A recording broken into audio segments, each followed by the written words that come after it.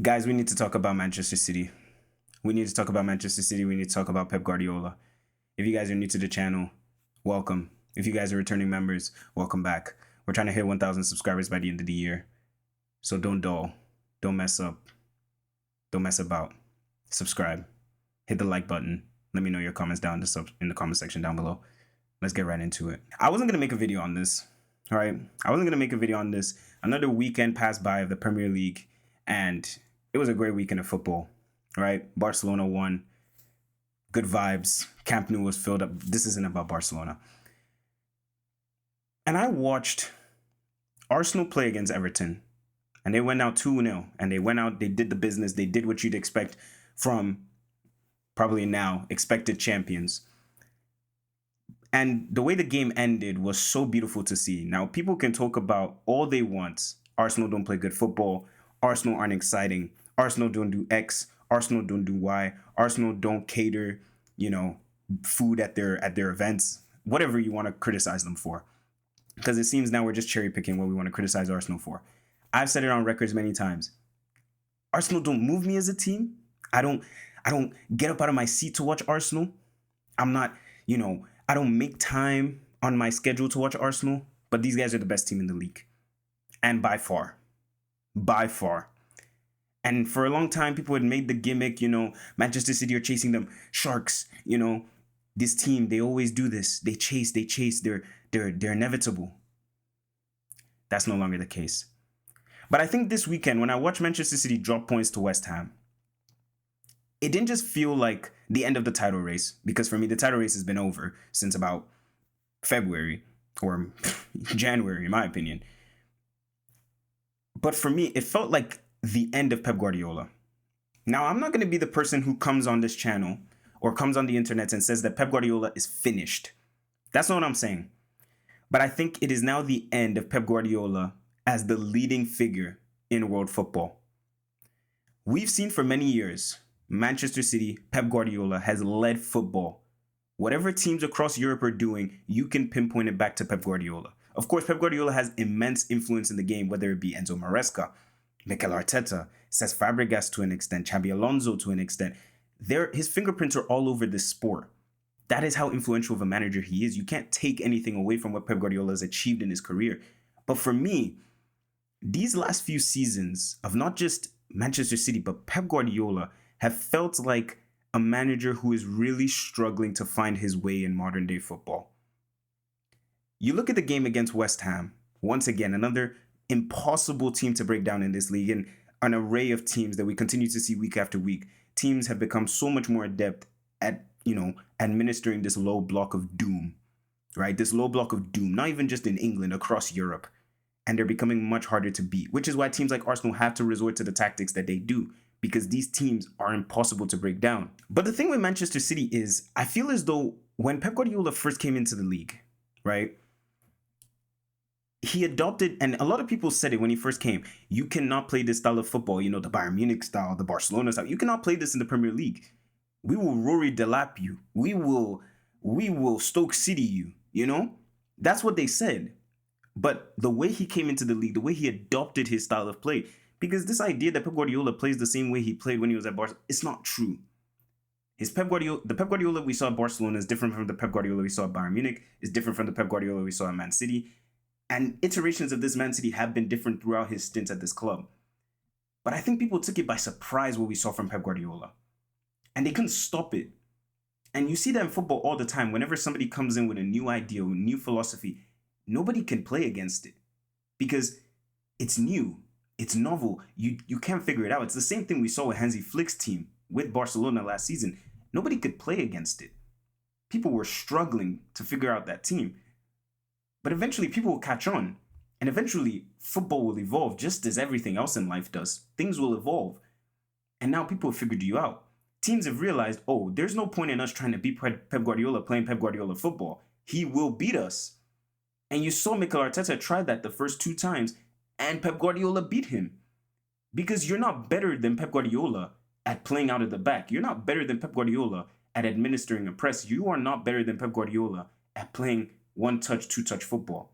Why do you think Jurgen Klopp got so much success against Pep Guardiola?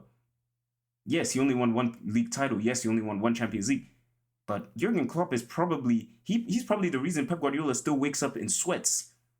He's probably the reason because he played a style of football that was so different from Pep's. He played a style of football that was so different. The counter-attacking, the counter-pressing, the high-intensity football. It was suffocating. You couldn't play against it as a Pep Guardiola side. You couldn't. But then when I come up against, Sheffield, Burnley, West Brom, and these guys are trying to play out of the back with, let's be honest, average players, if not bad players, they're going to pick you off.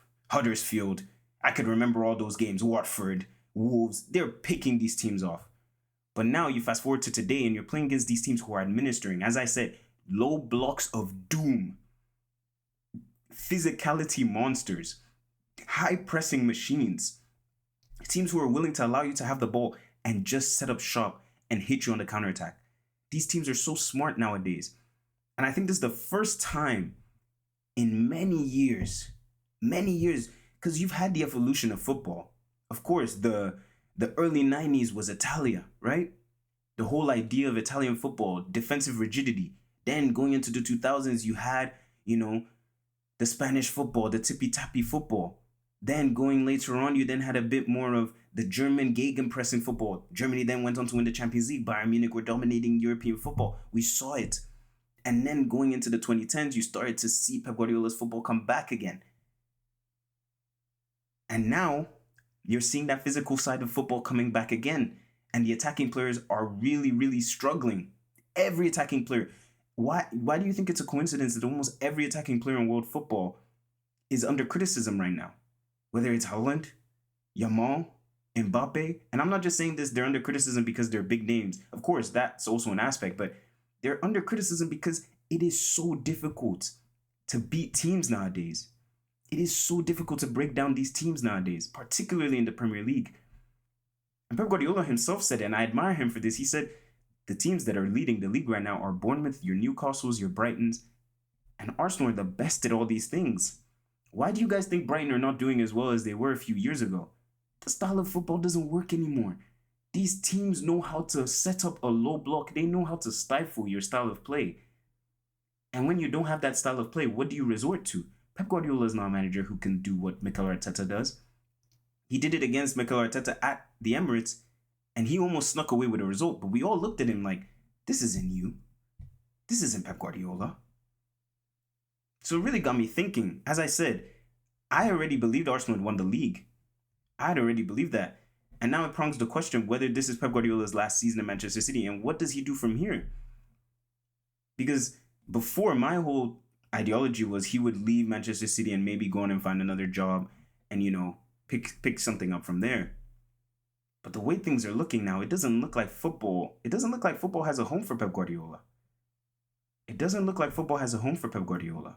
At least, maybe not at the level that we saw in the last 15, 20 years. Maybe not. Because you can talk all you want about Arsenal not being an exciting side, but they're a well-managed side. They're a well-managed side. And I give Mikel Arteta so much credit. I don't rate most of those Arsenal players. I don't think Gyökeres is that great. I don't think Martinelli is a fantastic player. I don't think Leandro Trossard is a Premier League winning player. I don't think Bukayo Saka has been of the level for the last 18 months. I don't think Martin Odegaard has been captain level. I don't think most of those players are up to the level. But Mikel Arteta has dragged them to a Premier League title. This year, last year, the year before. 4 years of hard work. And ultimately, it's going to come down to this. Max Dowman gets that goal. And even as a fan, I'm not even a fan of Arsenal. I have no dog in this fight. But I couldn't help but smile looking at that moment. 16-year-old in a big game. A game that you needed somebody to step up for Arsenal. In a game that felt that was kind of falling away again. And I admire Arteta, as I say it again, because he could have easily allowed that game to just pass them by. Get a draw and walk away. Keep the gap. Because ultimately, Manchester City drop points anyway. And this is before I even get into the whole problems of the players. I mean, you look at some of the players right now, they just look lost. Erling Haaland, my goodness. We could make a whole nother video on him. Phil Foden. Pep Guardiola's lost all faith in him. All faith in him. Even the signing of someone like Donnarumma. You look at that signing. Is that a Pep Guardiola signing? Is that a Pep Guardiola signing? Antoine Semenyo's playing in the number 10 against Real Madrid. What happened to the David Silvas? What happened to the Kevin De Bruyne's? Obviously, you don't just find those players, anywhere. You don't just pick them out. They don't just spawn. Those are generational players. But guys, I think even then, it felt like Manchester City had those players. It felt like Manchester City bought those type of players. Now, sometimes I look at the players they're signing and I think that's not of the level. And even if maybe you thought they were of the level, Pep Guardiola is not coaching them to be of the level. Because one thing I've been hearing a lot is, Manchester City are not buying the right players anymore. Before they were buying Kevin De Bruyne, they were buying Leroy Sané, they were buying Riyad Mahrez, they were buying Raheem Sterling, etc. Can we not act as though when Manchester City bought Leroy Sané was the player that we envisaged him to be, the player who won the Young Player of the Year? He wasn't that player. When Manchester City bought Bernardo Silva from Monaco, he was not that player. He wasn't the first player you thought of when that Monaco team. He wasn't the second player you thought of. He wasn't the third player you thought of. He wasn't the fourth player you thought of. But Pep Guardiola saw the talent, and Bernardo Silva turned into the player that we know that he is today.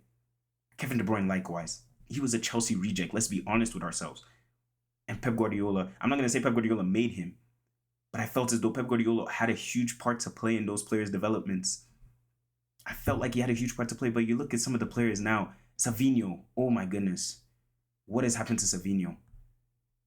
What has happened to Savinho? And then that's before you even get to the Champions League. 3-0 defeat to Real Madrid. I mean, guys, this Real Madrid team, I've said it so many times, these guys are bang average. Yes, they might be picking up form now, but at the moment that Real Madrid were in, to lose 3-0 to that team, that is despicable. That is despicable. So it really prompts a question with Pep Guardiola. I really don't know, man.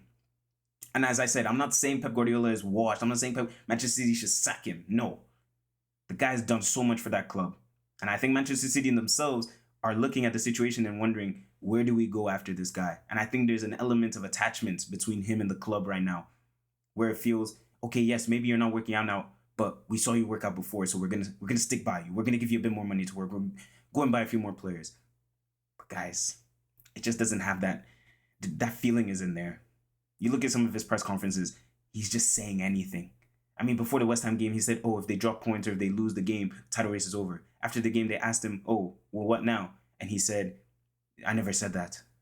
And I know there's the whole mind games in the media. I understand that as a manager. I understand that in just sports. But come on. Come on. Even coming out and criticizing the pressing, they're criticizing his lineup, his team selection. That team selection against Real Madrid was disgraceful. Disgraceful. I didn't even talk about it in that match, in that video, but taking out someone like Turkey, not playing Turkey in that sort of game. One of the few players in world football who I think can actually disrupt he can disrupt the mass amount of low blocks we're seeing, the mass amount of rigidity we're seeing in the sport. He's one of the few players who can break out of that. And he's on the bench in the Champions League round of 16 for Savio. Come on. Pep Guardiola back in the day wouldn't do that. Pep Guardiola back in the day wouldn't send out Ait Nuri and play Kusanov at right back. I know he had to become a bit more pragmatic. I understand that. As football has evolved, you have to do that. I think Jurgen Klopp gave him a few uppercuts that he realized, okay, maybe I can't play 2 number 10s in the Champions League round of 16 away from home. Maybe I can't play marauding fullbacks in the semi-final against Real Madrid in the Champions League. He had to learn that. But I think within that pragmatism, there was still an element of Pep Guardiola ball. There was still an element of that je ne sais quoi. You don't know what to call it, but it was there. And sometimes I watch his press conferences now. I look at the lineups. I look at the way the team is set up. I look at the way the teams play. You look at the way teams are able to take advantage of Manchester City game in, game out. And that's why I continue telling you guys, these guys are not going to win the league. They're out of the Champions League, in my opinion. I would be surprised if they come back against Real Madrid. I know I've said it, Real Madrid are not great, but I will be very surprised if they come back. And the Carabao Cup final, I think they'll lose that as well. So at the end of the season, the question asked, where does Pep Guardiola go from here? As I said before, and I want to finish it off by saying this, 3 Champions Leagues, 6 Premier League titles, multiple La Ligas. I think it was 3 La Ligas, multiple Copa del Reys, multiple Spanish Super Cups, 2 FA Cups, 5 League Cups, FIFA Club World Cup. I could sit here all day and reel off all the achievements of Pep Guardiola. But every dog has its day. And Father Time will always come knocking. And I think it's starting to knock for Pep Guardiola. Of course, this is where you guys come in. Let me know your thoughts. Am I overreacting? Am I blowing this way out of proportion? Is it something that maybe is really not a discussion that needs to be had? And I'm just thinking within myself. But sometimes I'm going to do this. I'm going to make videos where I kind of just see something. Because as I said, I was watching this weekend's games.